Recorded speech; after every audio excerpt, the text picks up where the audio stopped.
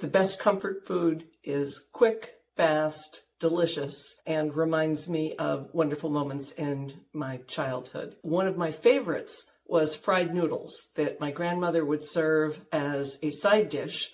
I'm making one portion today, and I have just about 1 cup of leftover pasta. I'm using rigatoni here. My grandmother always used regular egg noodles like you would serve with stew or meatloaf.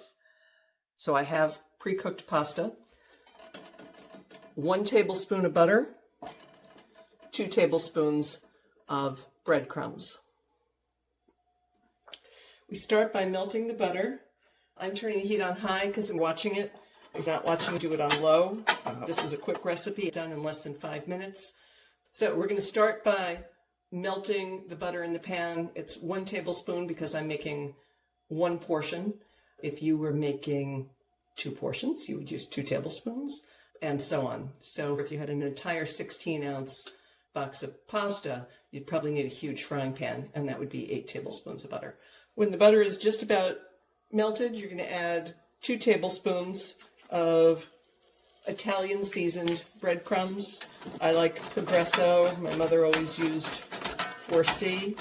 Stir until the breadcrumbs and butter are merged. Then you add the pasta.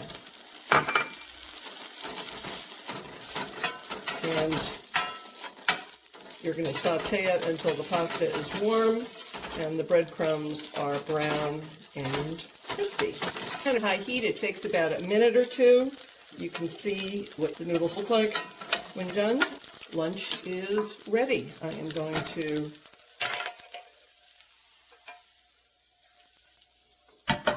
serve it and enjoy my fried noodles. Thank you for joining me. I hope you enjoy this simple comfort food cooking recipe. Thank you.